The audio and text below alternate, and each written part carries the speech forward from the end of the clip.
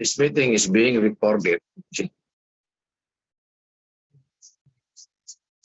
Sorry ya, ini di rumah saya lagi ada ini habis sunatan keponakan. Jadi masih banyak riwar-riwir.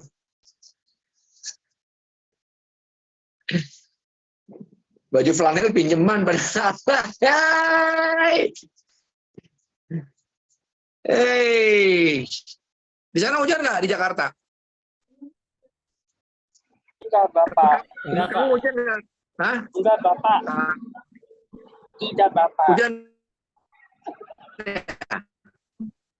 Di tempat saya ini hujan, jadi hujan ini menurunkan 40% motivasi saya.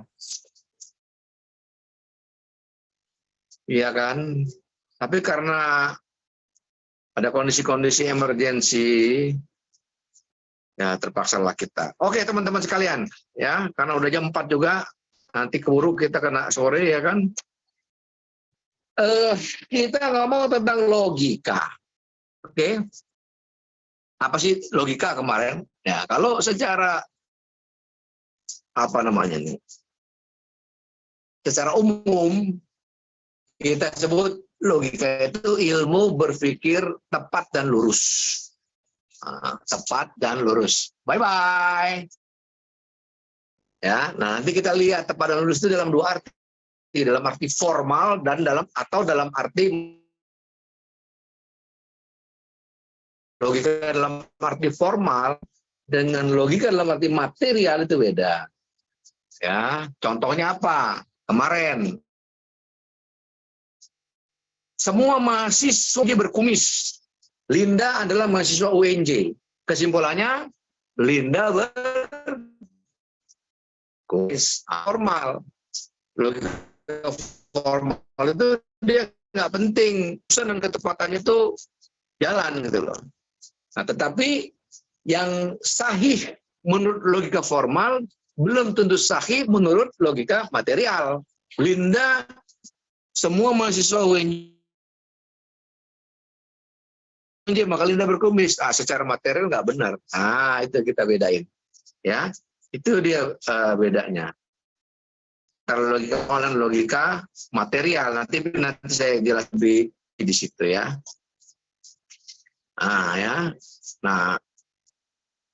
Nah kalau jadi gini ya, apa itu logika? Dalam pengertian umum ada orang ya yang menyebut pengertian logika itu secara populer mengatakan bahwa logika itu adalah ilmu tentang hukum-hukum berpikir. Ya, definisi ini misalnya Irving M. Copy itu, dia memberikan petunjuk pada sifat dasar logika ya, tidak akurat. Ada dua alasan menurut dia. Pertama, berpikir merupakan juga salah satu dari proses yang dipelajari dalam psikologi. Nah, jadi kalau ada yang mendefinisikan logika sebagai ilmu tentang bagaimana cara berpikir, itu nggak tepat. Kenapa? Karena tidak menyebutkan objek material dari logika itu secara khusus. Yang namanya ilmu berpikir itu enggak. Jadi kalau orang definisikan apa itu logika? Logika adalah ilmu berpikir. Salah. Pikir itu bukan melulu milik logika. Kita belajar psikologi juga tentang berpikir, ya. Nah, itu pengertian yang keliru.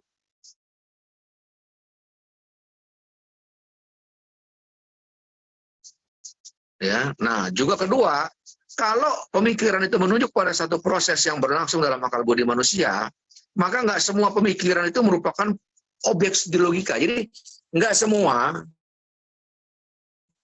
hal yang dihasilkan dari proses berpikir itu merupakan objek studi logika, bukan. Gitu. Jadi kalau apa itu logika? Logika adalah ilmu orang berpikir. Begitu ya, tepat. Nah, jadi apa si logika yang psikologi? Nah, logika itu justru memusatkan perhatian pada dari proses penalaran sebagai satu kesatuan, ketepatan penalaran sebagai satu kesatuan. Itu logika.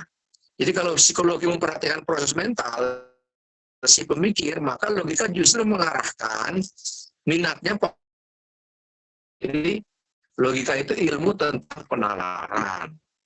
Ya, penalaran bagaimana? Yang tepat dan lurus. Tepat aja belum tentu lurus, lurus aja bisa belum tentu tepat. Paham? Ya, ya, ya, gitu ya. Nah, sekarang jadi itu ya. Jadi kenapa logika itu didefinisikan sebagai ilmu tentang bagaimana melakukan penalaran yang tepat dan lurus. Ya, dia jadi nggak pas kalau dikatakan logika adalah ilmu berpikir. Tidak.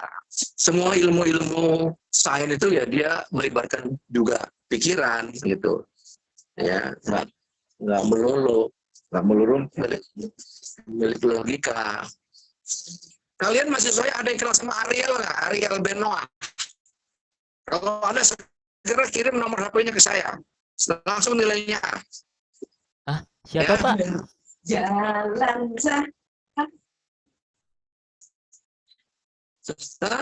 Ariel. Kalau ada yang punya nomor HP-nya Ariel Noah, segera kirim kepada dosen. Aduh. Nah itu bercanda. Karena teman saya ngefans berat sama Ariel Noah.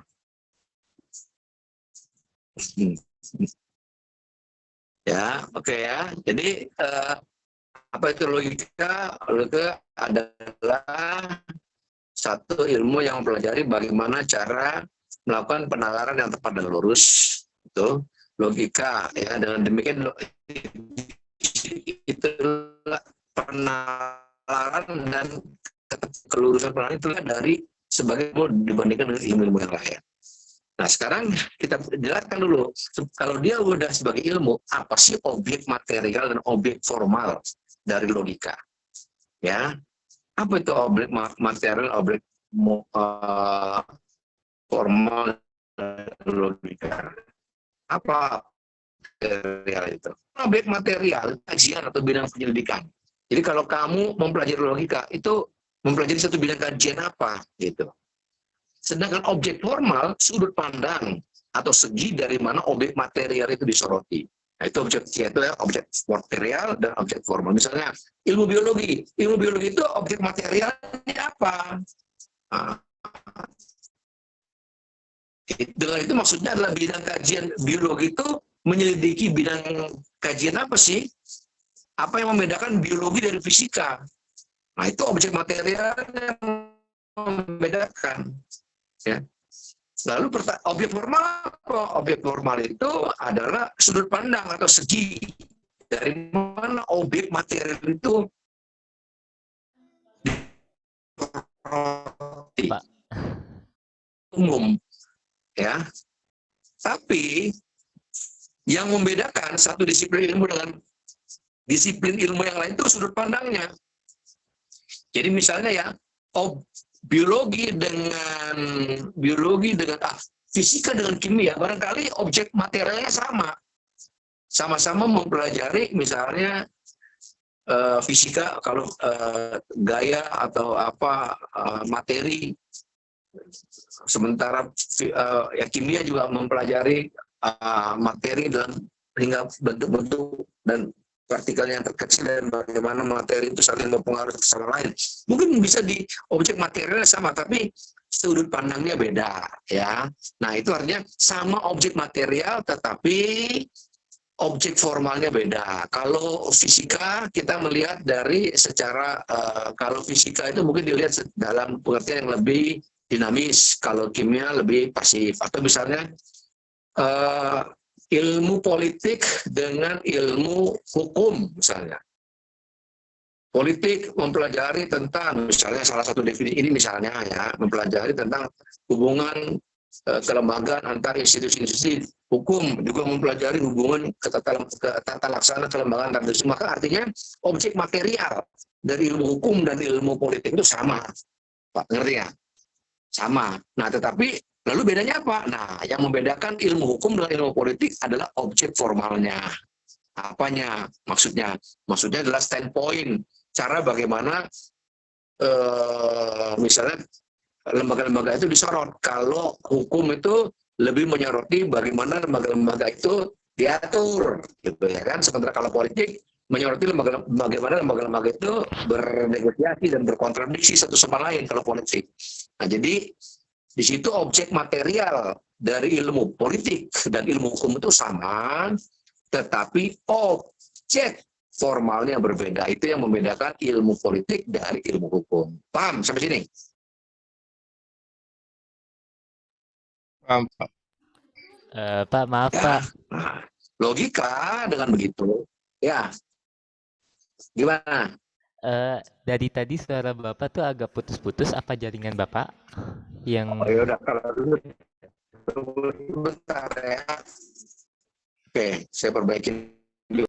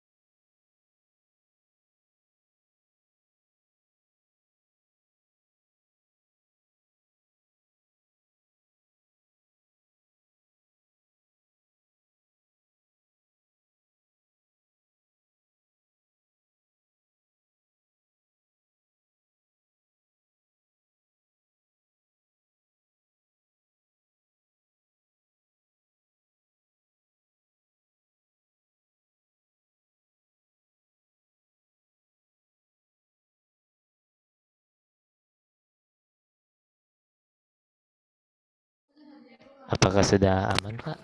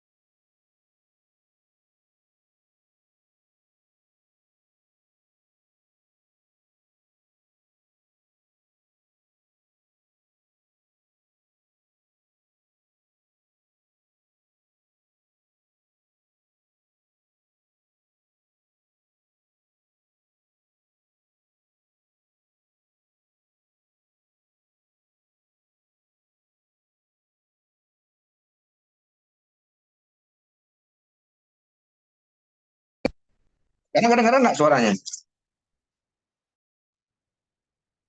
Kedengeran nggak? Sudah lancar, Pak. Baik, Pak. Eh, Lancar sekarang. sudah cukup lancar, Pak. Oh, mungkin saya harus matiin, saya harus matiin kamera kayaknya. Oh, Sorry, saya terpaksa matiin kamera. Walaupun saya mikir-mikir apa sih beda ya. Kalau kamera dimatiin dengan kamera dinyalain itu memang lebih lancar ya, Don ya. iya. Secara iya oke.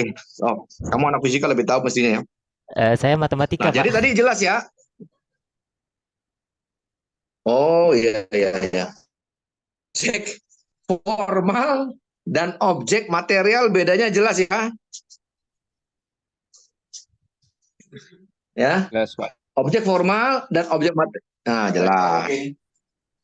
Bagus ya. Nah, sekarang saya akan jelaskan ada tiga hal yang paling penting di dalam logika. Ya, tiga hal. Yang pertama preposisi, yang kedua penyimpulan, dan yang ketiga argumen. Nah, itu aja urusan hidup kita ini. Dari kamu mulai kuliah katakanlah gitu ya, dan kenal saya, sampai mati kita, urusan kita itu nanti cuma tiga hal itu aja. Apa?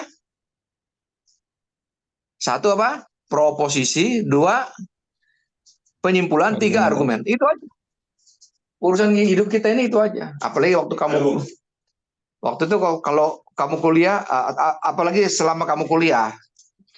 Kuliah itu tidak lain dan tidak bukan adalah kegiatan hari Minggu ini aku lagi sama Didit nih. Nanti kalau kegiatan membuat argumen-argumen dan kesimpulan-kesimpulan. Itulah inti dari kuliah. Akan juga sama kucing. Nah, tempat di mana? Belum tahu tapi sama apa sih? Jadi apa itu proposisi? Apa proposisi kira-kira?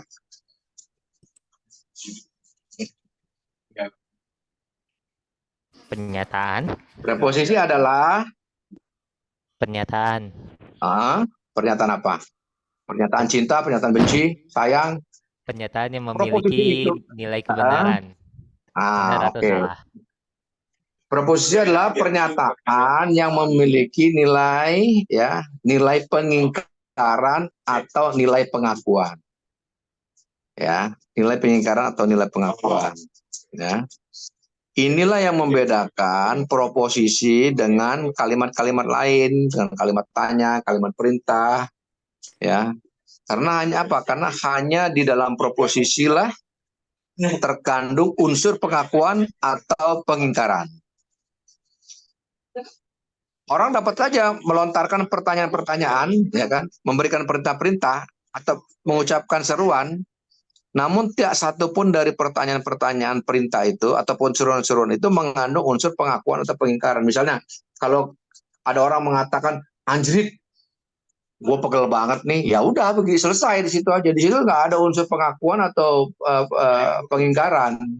Tapi kalau orang mengatakan setiap sore di Sentul ini hujan, nah itu proposisi itu, ya. Karena di situ ada unsur pengakuan atau unsur pengingkaran. Ya, yang namanya proposisi itu. Jadi setiap sore hujan selalu turun di Bogor. Itu proposisi. Karena apa? Karena itu bisa diakui dan sekaligus juga bisa diingkari. Ya. Ya. Nah, yang kedua penyimpulan. Apa itu penyimpulan? Nah, kalau penyimpulan dan lagi, penyimpulan itu lihat dari prosesnya.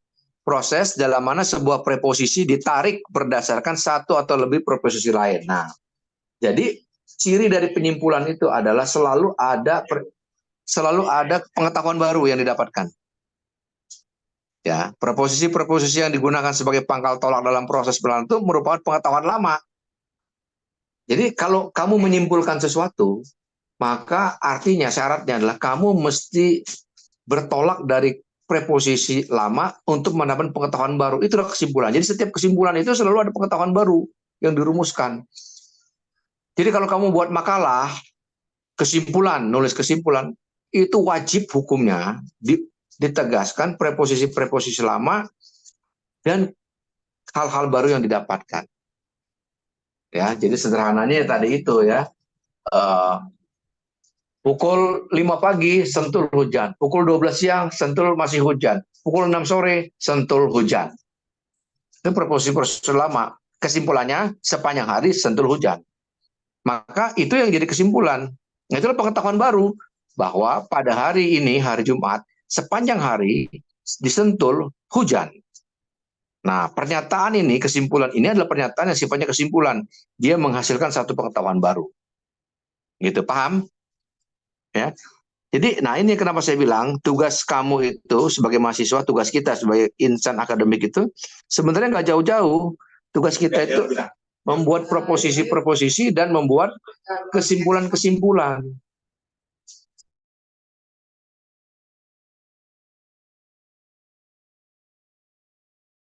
Nah, jadi kalau kamu nanti menyentuh kesimpulan dari satu percakapan, harus kamu ingat ini, kamu harus bertolak dari preposisi-preposisi lama, premis-premis lama untuk mendapatkan pengetahuan baru. Itulah yang namanya kesimpulan. Ya.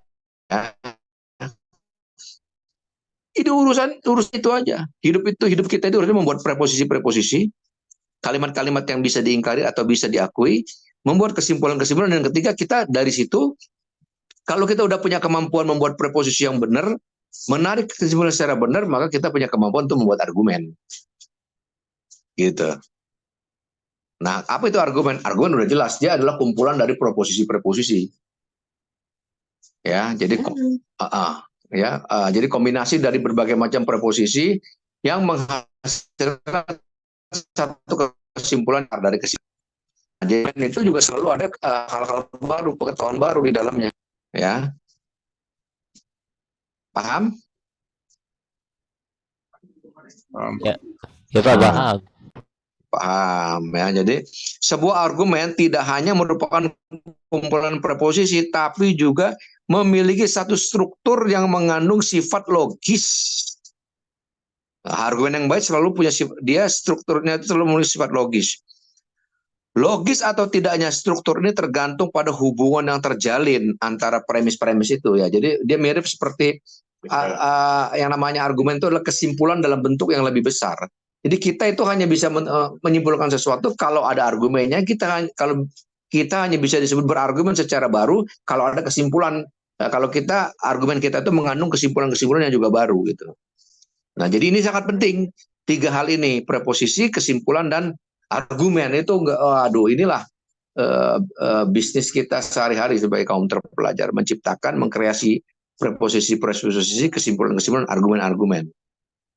Gitu ya. Apapun bidang ilmu kita ya. Nah, sekarang saya masuk sedikit ya ke soal lain, yaitu soal logika. Nah, kalau dilihat dari sumbernya ya. Nah, sekarang tentang jenis-jenis logika ya. Ada beberapa jenis logika. Nah, kita bisa lihat dia dari apa? Satu, dari sumber ya. Sumbernya. Kalau dari sumbernya logika alamiah, ada logika ilmiah. Logika alamiah itu adalah logika yang basisnya kapasitas rasional dalam diri manusia. Setiap manusia itu sudah diberkahi ya oleh dengan kemampuan berpikir secara logis. Ya, itu. Tetapi pengetahuan atau logika yang sifatnya ilmiah ini ya tidak dengan serta-merta mampu menyelesaikan persoalan-persoalan hidup manusia yang lebih kompleks.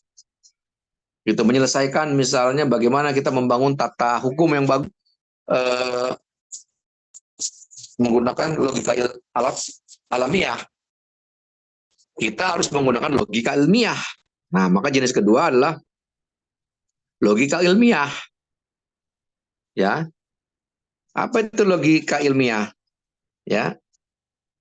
Jenis logika ilmiah itu adalah logika yang isinya adalah prinsip-prinsip, norma, teknik-teknik tertentu yang apabila dipatuhi secara sungguh-sungguh, prosedur berpikirnya ini ya, maka ketepatan proses penalaran beserta keabsahannya itu lebih dapat dipertanggungjawabkan. Logika ilmiah, ya, dia lebih kuat daripada logika alamiah, ya. Jadi kalau logika alamiah itu didapat secara kodrati, logika ilmiah harus diperoleh dengan mempelajari. Kamu harus mengetahui teknik, keterampilan berlogika. Ada caranya itu. Nah, ya, ada caranya itu. Logika ilmiah dan logika alamiah. Nah, kalau dilihat dari segi timbulnya, ada yang namanya logika klasik, ada yang namanya logika modern. Nah, logika klasik itu kita pelajari mulai dari Aristoteles, kayak gitu ya. Mulai dari logika Aristoteles, istilah logika sendiri muncul dari orang yang namanya Cicero dari Italia gitu. Itu logika klasik. Ada juga logika modern. Nah, logika modern, Morgan macam-macam ini ya. Stuart Bull ya, dia mencoba menerapkan prinsip-prinsip matematik ke dalam logika klasik dengan menggunakan lambang-lambang non bahasa atau lambang-lambang matematik. Maka ada ilmu namanya logika matematika. Nah, mereka berhasil merintis lahirnya satu jenis logika lain, yaitu logika modern yang disebut juga dengan logika simbolik atau logika matematis. Gitu. Nah, ini kamu nanti kalau anak jurusan matematika tertarik, kamu bisa belajar sendirilah soal ini. Itu dari segi kemunculannya ya, dari segi sejarahnya, logika klasik, logika modern. Ada juga, karena kalau dilihat dari bentuk dan isi argumen, ada yang disebut dengan logika formal dan ada yang disebut dengan logika material. Tadi itu saya bilang ya. Jadi misalnya tadi saya kasih contoh, semua anak UNJ memiliki kumis. Yanti adalah anak UNJ, jadi Yanti pasti memiliki kumis. Itu secara logika formal benar apa enggak? Nah, kalau benar, tapi secara logika material itu salah gitu. Ya. Nah, apa maksudnya sina? Logika formal itu apa? Logika formal itu adalah satu logika yang titik tekannya adalah proses penalaran. Jadi prosesnya itu lurus dan tepat atau tidak. Prosesnya yang penting. Proses itu dilihat dari bagaimana premis mayor, premis minor menghasilkan kesimpulan. Jadi misalnya premis mayornya semua mahasiswa UNJ itu berkumis.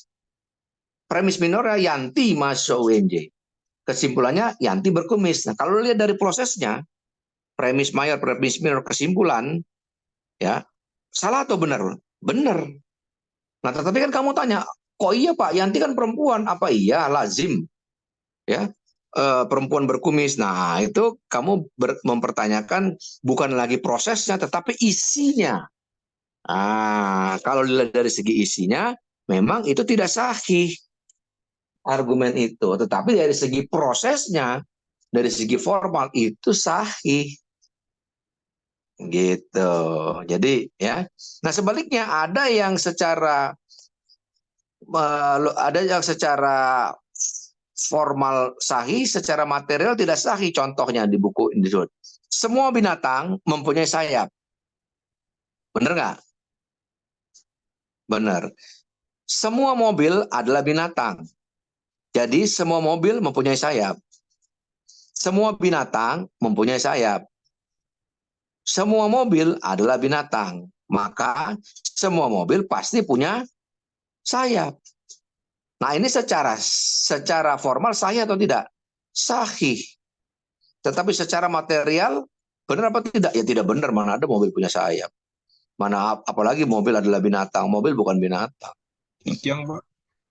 Hah? Kijang. Iya, tapi kan itu namanya mobil merek Kijang, bukan Kijang. Ya kan? Nah, tapi kalau dikatakan semua burung punya sayap, semua bangau adalah burung, maka semua bangau pasti punya sayap. Itu benar secara formal, benar pula secara material. Gitu. Ya. Sampai sini paham nggak? Paham, Pak. Paham ya, bagus. Ya. Kira-kira gitu. Nah, sekarang bagian terakhir nih. Bagian terakhir ya, tentang proses penyimpulan. Nah, ini kamu semua mestinya udah ngerti.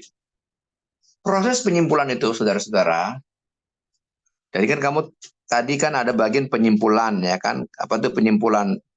Berdasarkan premis-premis lama dihasilkan premis baru, sehingga ada pengetahuan baru. Tapi bagaimana caranya? Itu kan pertanyaannya. Bagaimana kita menghasilkan pengetahuan baru? Melalui proses penyimpulan. Nah, proses penyimpulan itu dilakukan biasanya secara umum ada dua cara. Secara metodis. Yang pertama adalah dengan cara deduktif, dan yang kedua dengan cara apa? Pertama deduktif, kedua apa? Induktif. Apa itu penyimpulan yang bersifat deduktif? Dari umum ke khusus. Ya. Dia penyimpulan deduktif itu adalah satu proses penyimpulan di mana akal budi itu bertolak dari pengetahuan lama yang bersifat umum dan atas dasar itu menyimpulkan satu pengetahuan baru yang bersifat khusus. Nah, penalaran deduktif itu biasanya bisa terwujud dalam satu bentuk logis yang disebut silogisme. Atau silogisme itu apa? Argumen yang terdiri dari 3 preposisi atau pernyataan. Preposisi pertama dan kedua itu disebut pula.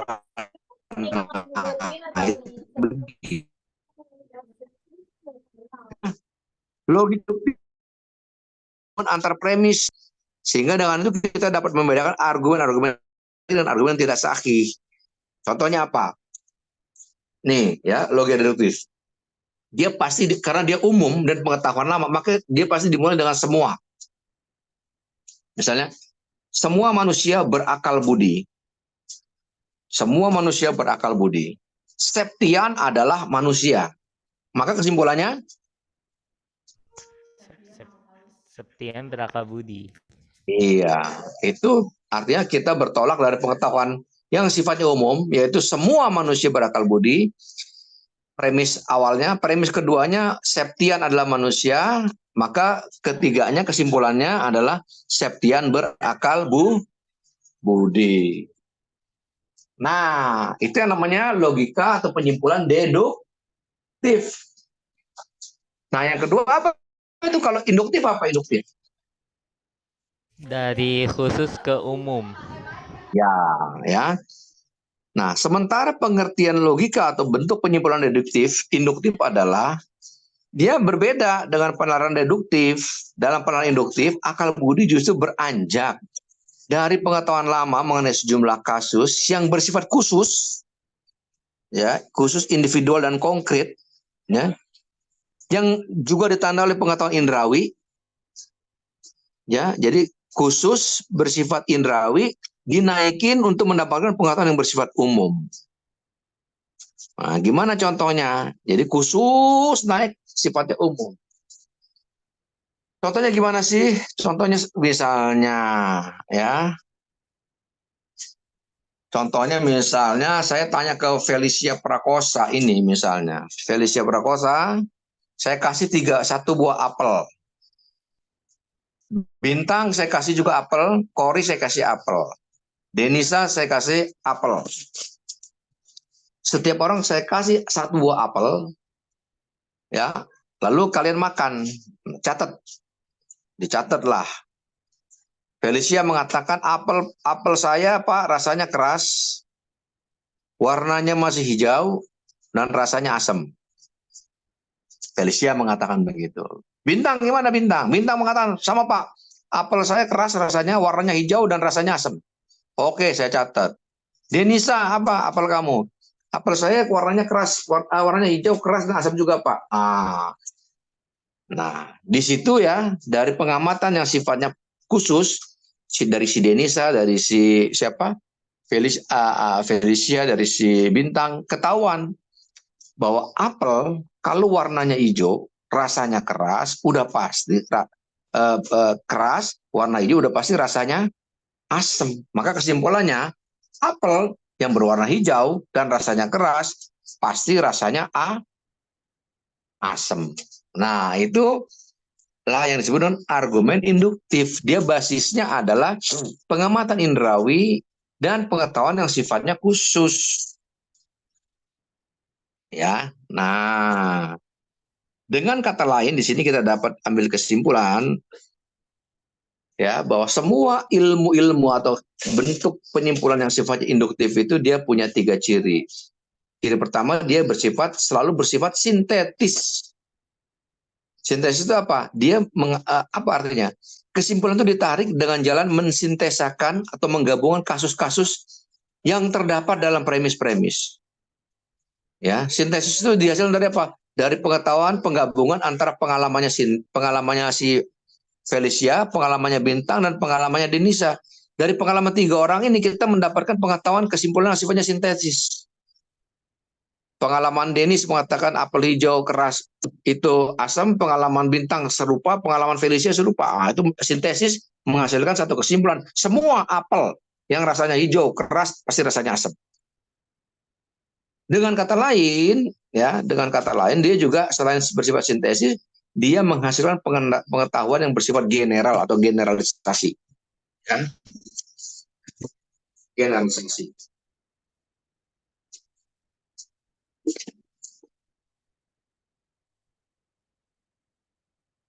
Ya. Yang ketiga, dia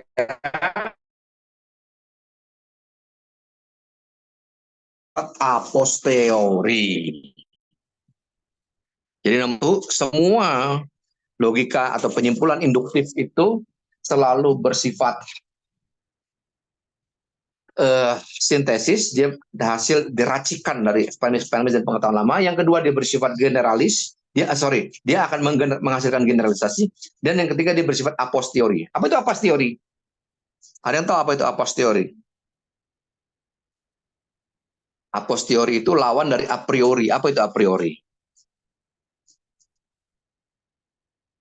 Apa a priori itu?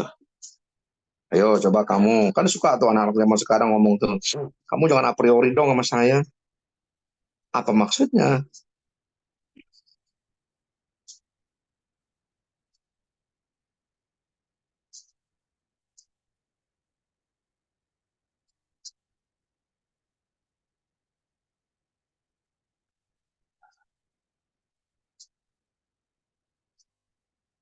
Hmm? Apa artinya? A posteriori. Nah, a posteriori, a priori itu, teman-teman sekalian, ini adalah istilah dari filsafatnya Immanuel Kant. Jadi, ini yang membedakan ilmu filsafat humaniora dengan ilmu alam dalam sudut pandang Immanuel Kant. Ya, saya tutup aja deh biar ini. Ya, jadi kata Immanuel Kant, nah, ilmu itu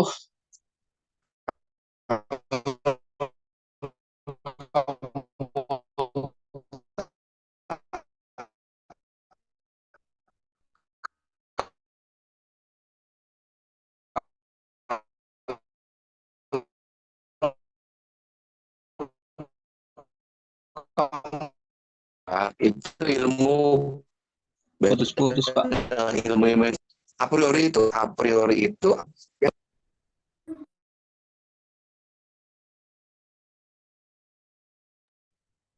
Putus-putus suaranya, Pak.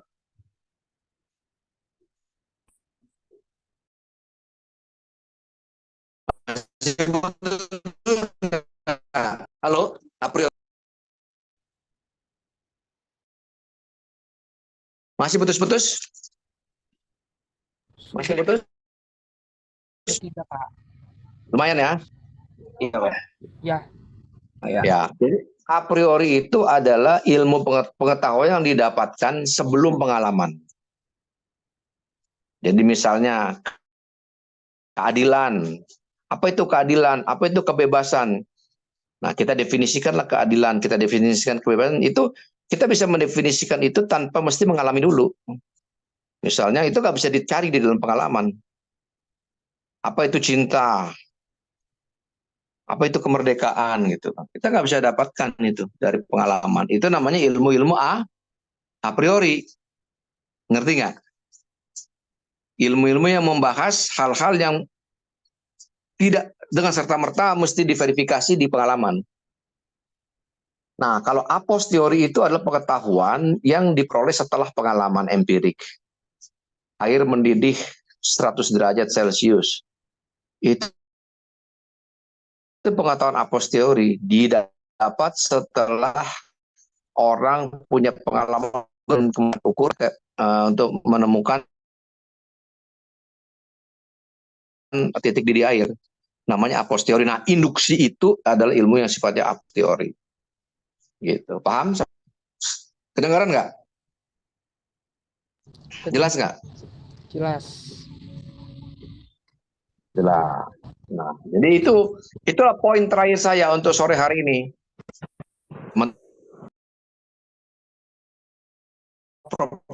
Posisi kesimpulan. Dan yang kedua, kamu tahu penyimpulan yang bersifat induk. Oke? Oke? Paham sampai sini? Maaf Pak, tadi suaranya putus-putus. Nah, gini. Jadi yang paling penting ya ada 3 hal. Yang pertama adalah kamu tahu apa bedanya proposisi, kesimpulan, dan argumen. Yang kedua, kamu tahu apa itu penyimpulan yang bersifat deduktif dan apa itu kesimpulan yang bersifat induktif. Kamu juga tahu apa bedanya logika yang bersifat formal dan logika yang bersifat material. Bahwa kebenaran formal tidak dengan serta-merta benar secara material. Yang benar secara material tidak dengan serta-merta benar secara formal. Paham? Kedengeran? Ya, Pak. Nah, kalau kedengeran, ya, saya tutup kuliahnya. Terima kasih. Saya akan beri tugas untuk 5 menit buat kamu di WA Group. Oke? Oke, lihat WA Group ya. Kedengaran perintahnya? Dengar, Pak. Oke. Saya tutup. Kita lihat WA Group.